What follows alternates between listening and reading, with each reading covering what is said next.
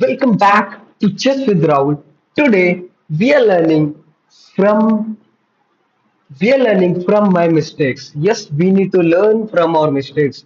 Yes, recently I played a classical tournament of BKCA. That's the fourth BKCA National Open Federated Tournament. So yes, I got 5 points out of 9, and yes, I badly choked actually. So, but what we are doing today is we are trying to analyze my game, and we're trying to see what are the mistakes that I did in the game and how I can improve. So this was a 90 plus 30 minutes, 90 minutes plus 30-second increment from move one. So it's 130 minutes, 1 hour 30 minutes, and 130 minutes each for both opponents, and we'll have 30-second increment per move.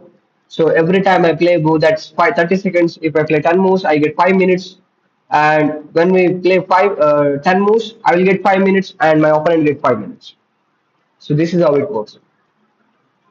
So yeah, with that, I in the very deep game where was so long, but we will be covering it very less time, and we'll see what are the best moves I could have done and what are the mistakes that I've done in the game, so that I can uh, improve my game or improve my mistakes in the next game or next tournament where I'm playing. So I played very well in the beginning. In the beginning stages, I played very well all the games, and but in the middle and the ending part, I very badly choked. I made mistakes. I made blunders. I lost some games. I drew with some players. Yes, let's see. And also, I lost the prize that I would have got, the cash prize that could cover my entry fees or the expenses that had been for the tournament. Yes. So with that, let's start. So also we reach 126 subscribers. Let's hope we reach 150 subscribers within this month. I want to reach 150 subscribers in this month. Let's subscribe and reach. Guys, let's do subscribe. Let me help me reach 150 subscribers. Yes, let's begin. Yeah.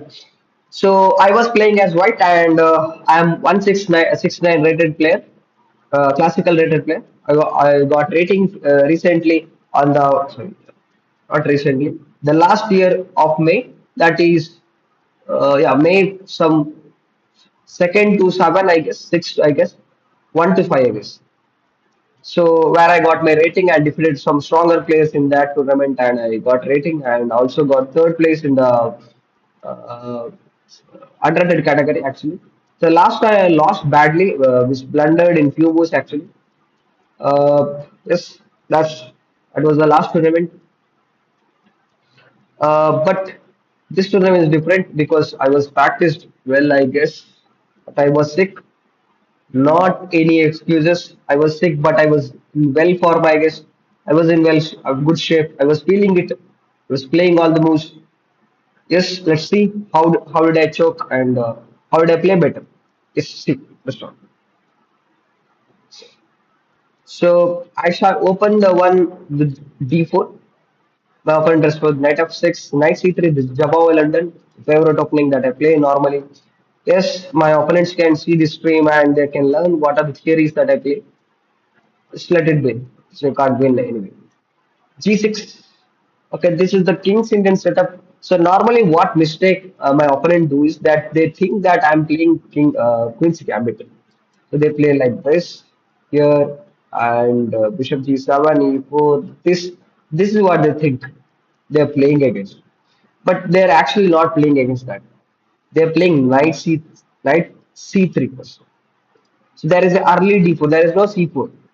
So what happens in a King's Indian defense is that the C4 pawns will be there. That white would be overextended the game, overextended in the center. You have 3 pawns. I did not overextend, so I can slowly long castle. This is my idea. When they are playing, when they are playing King Seeker mainly. It's not like I can long castle at every position. So like in every opening, you'll have option of long castle. It's not like a surprise. So G6, E4, directly striking at the center because he's allowing me to. D6 stopping the pawn to E5. There is a well-known trap of bishop to F4, which was introduced by my friend, which was yeah he played that is Suprit. So he told me that there is a nice trap after bishop to F4, but normally I play bishop G5. This is my idea. So normal trap is bishop to F4. The trap is uh, I need to okay. Let me just reveal it anyway. The trap is bishop G7 E5 takes, and what you're going to knight is hanging, the queen is hanging. Let's say you save your knight like this. So there is E6 on the right away, get go, and also there is knight to B5. There is knight to D5 as well.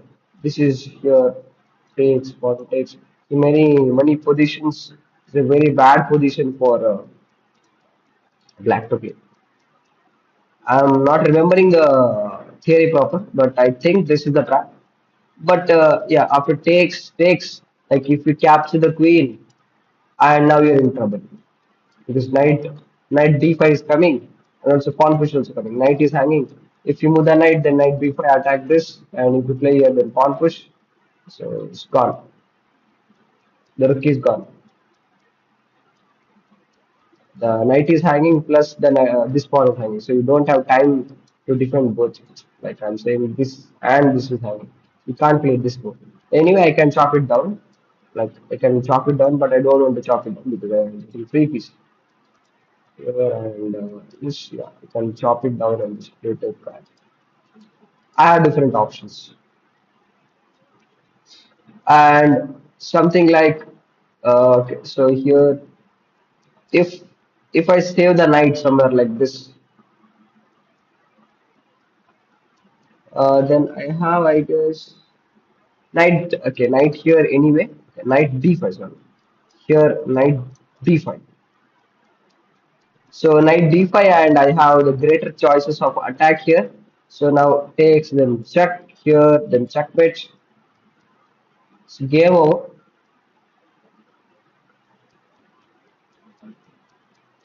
So you don't want to lose in very early stages. That is my friend's theory. But I don't like to play that because it's not like so there is a solid defense for that. Let me see with the engine. Yeah, C6. C6 is very solid. The C6 is very solid. There we can't do anything after this. So I played this. I think I tried once after my friend told this, but many of my players played C6 and just defended. So I played bishop to G5, which was my one of the theories that I like preparation. I can say how do I prepare is simple. I use my engine and see what opening I do play. Like I do play D4 or something like that. I see some random moves that I just click on. Like I play D4, I play knight C3, then I play E4 when this position comes. Then I see what are the options do I have. Like I have bishop e3, I have bishop d3, I have knight f3, I have f3, I have h4, I have bishop g5. I'm just looking at the candidate moves I have. I look at all the candidate moves I have and see what are the best options. What are the most attacking or most not played frequently. So bishop g5, bishop g7, then queen to d2. Very early defending the bishop, that pawn is already defended, and also making a way to castling or also making a space for bishop f6. Bishop f6, I'm doing going for that a very early attack.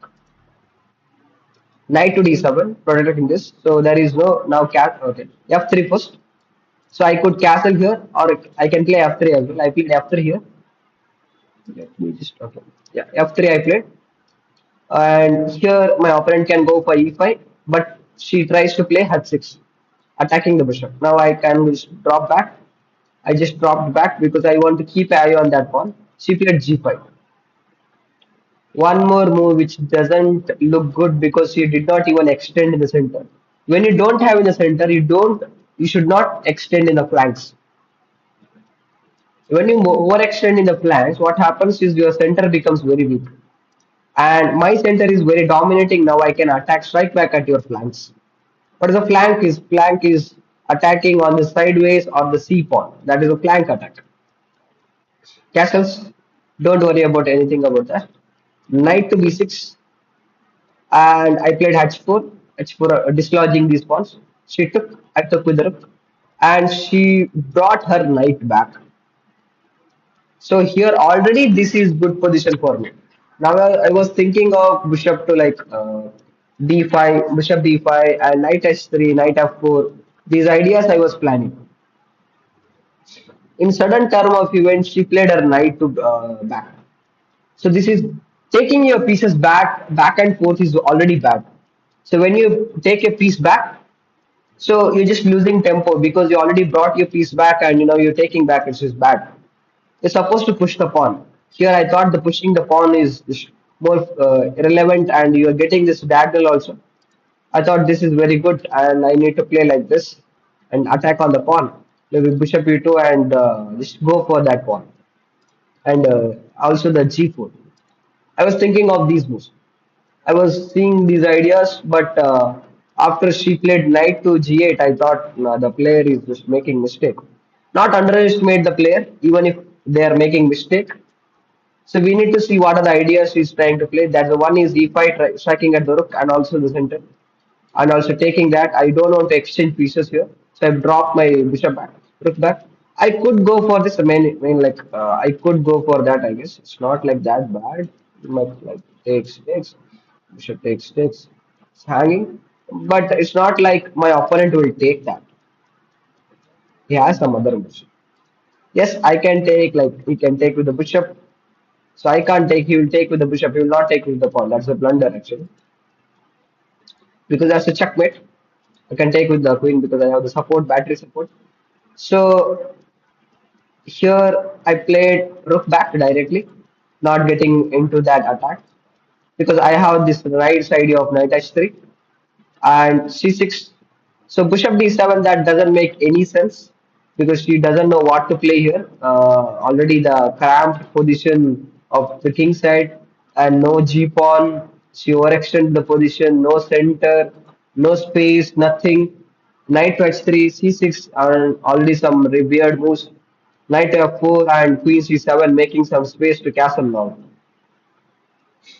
The one more thing about my opponent is she is waiting. She is very young girl.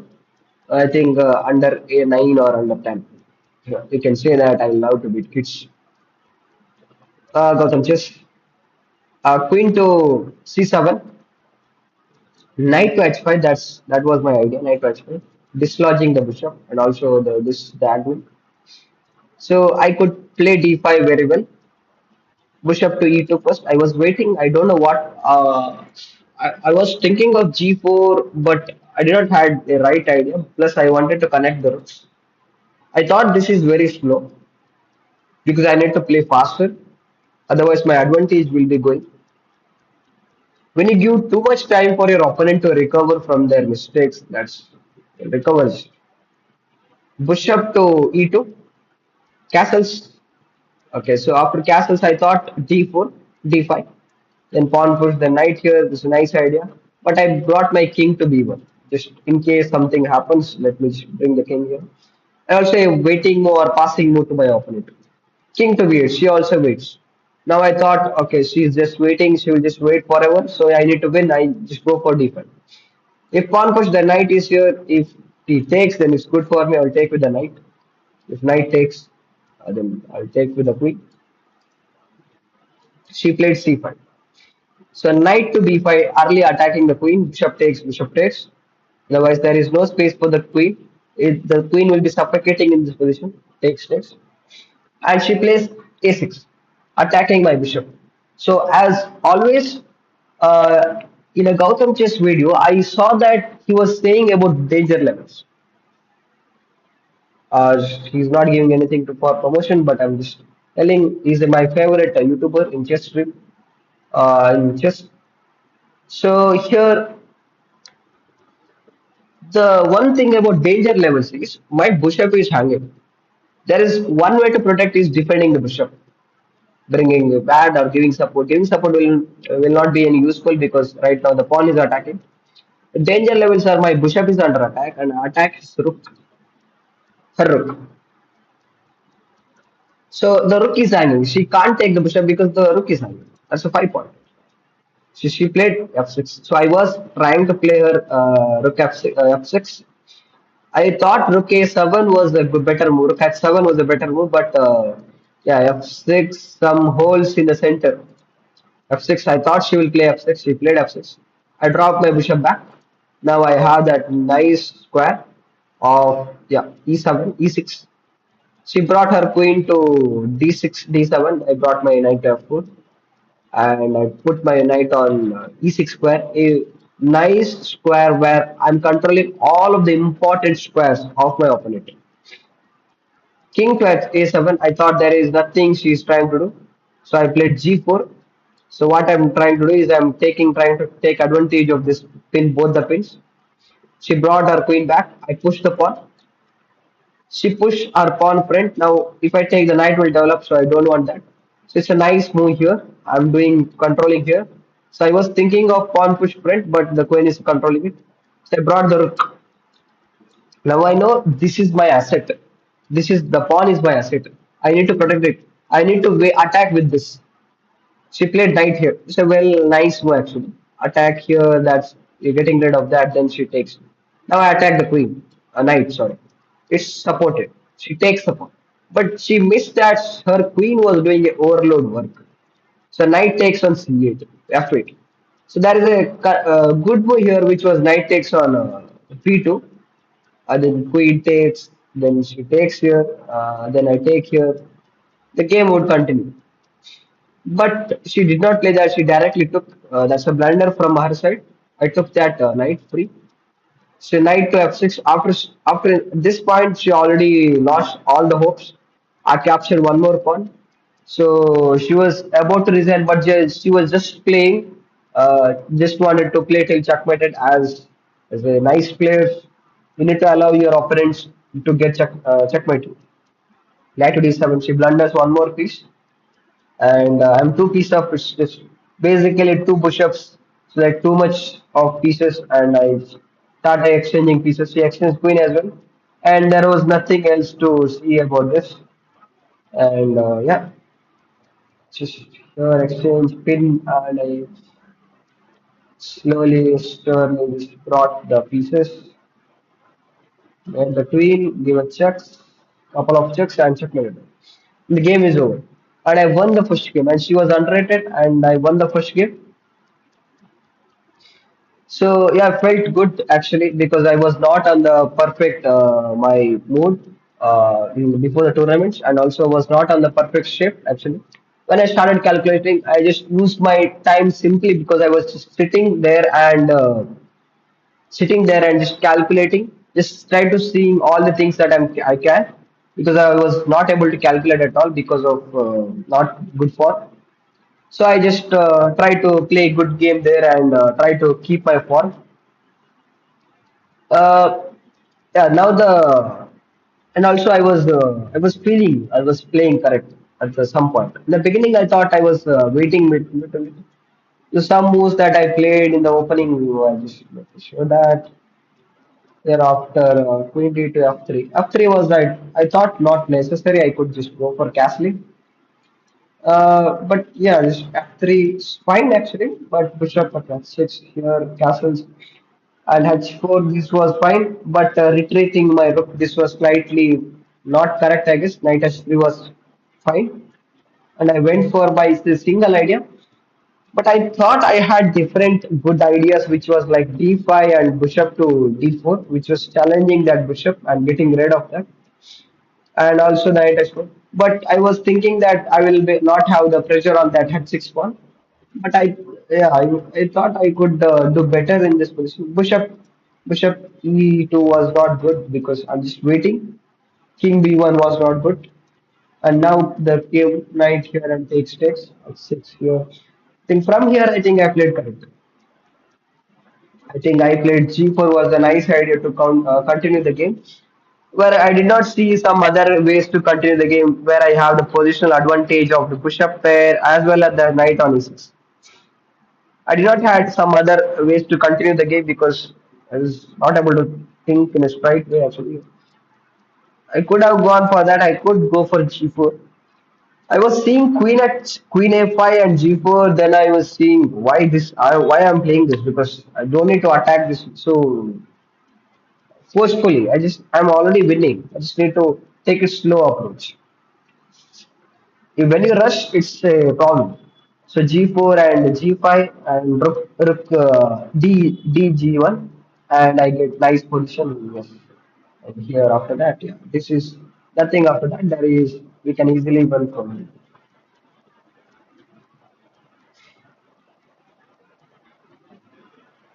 And make sure not to make stalemates. And there is a surprise for you guys. The second game was against FM, a FIDE or a FIDE master. So you know what is FIDE master? Say it is fourth highest title in chess. The first is Grandmaster, second is International Master, the third is Woman Grandmaster. The fourth one is FIDE Master. You open that's the third strongest title and I was playing against FM, but his rating was very less, which was 1-9. He's bit outfall, but he was strong. He got good points in the tournament and got prize, but I did not get the points. The nice thing about this, I drawed with him. So, but we will not be seeing that game today. So we'll be looking at that game in the next video. So stay tuned for that crazy game that I played against the FM. He thought he was attacking. He kept his king in the center. Then I started attacking. He got destroyed. Yes, I was winning completely, but I drawed. You'll be seeing that game and seeing what are the mistakes that I did, what are the mistakes FM did, and where could I have won, and where did I make errors, small errors, which I could have, where I can improve that in the next game or next title player that I'm playing. Yes, that's it.